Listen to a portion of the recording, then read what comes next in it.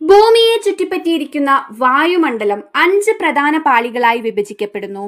Troposphere, stratosphere, mesosphere, thermosphere, exosphere.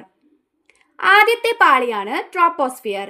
ഭൂമിയോട് ചേർന്ന് ഏകദേശം 8 മുതൽ 18 കിലോമീറ്റർ വരെ ഉയരത്തിൽ വ്യാപിച്ചിരിക്കുന്നതാണ് ഈ പാളി.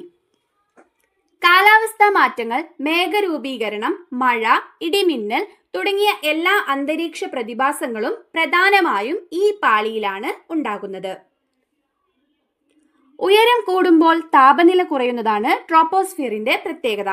ട്രോപ്പോസ്ഫിയറിന് മുകളിലുള്ള സംക്രമണ മേഖലയെ ട്രോപ്പോപോസ് എന്ന് വിളിക്കുന്നു. അടുത്തത് സ്ട്രാറ്റോസ്ഫിയർ. ഇത് ഏകദേശം 50 കിലോമീറ്റർ ഉയരം വരെ വ്യാപിച്ചിരിക്കുന്നു. ഈ പാളിയിൽ ഓസോൺ പാളി കാണപ്പെടുന്നു. സൂര്യന്റെ അൾട്രാവയലറ്റ് കിരണങ്ങളിൽ നിന്ന് ഭൂമിയെ സംരക്ഷിക്കുന്നതിൽ ഓസോൺ പാളിക്ക് വലിയ പങ്കുണ്ട്. ജെറ്റ് വിമാനങ്ങളുടെ സഞ്ചാരത്തിനും ഈ പാളി അനുയോജ്യമാണ്. സ്ട്രാറ്റോസ്ഫിയറിന് മുകളിലുള്ള സംക്രമണ മേഖലയെ സ്ട്രാറ്റോപോസ് എന്ന് പറയുന്നു. അടുത്തത് മിസോസ്ഫിയർ. ഇത് ഏകദേശം 50 മുതൽ 80 കിലോമീറ്റർ വരെ ഉയരത്തിൽ വ്യാപിച്ചിരിക്കുന്നു. ഈ പാളിയിൽ ഉയരം കൂടുമ്പോൾ താപനില വീണ്ടും കുറയുന്നു. ഉൽക്കകൾ ഭൂമിയുടെ അന്തരീക്ഷത്തിലേക്ക് പ്രവേശിക്കുമ്പോൾ സാധാരണയായി ഈ പാളിയിലാണ് കത്തിനശിക്കുന്നത്.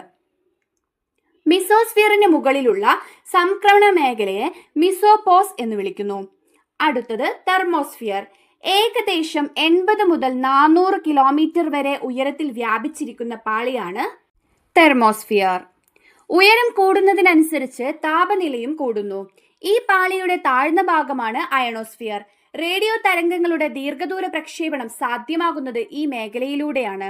അവസാന പാളിയാണ് എക്സോസ്ഫിയർ. ഇത് അന്തരീക്ഷത്തിലെ ഏറ്റവും മുകളിലുള്ള പാളിയാണ്. ഏകദേശം 400 കിലോമീറ്ററിന് മുകളിലായി വ്യാപിച്ചിരിക്കുന്ന ഈ പാളിയിൽ വായു തന്മാത്രകൾ വളരെ കുറവാണ്. ഇവിടെ നിന്ന് അന്തരീക്ഷം ക്രമേണ ബഹിരാകാശവുമായി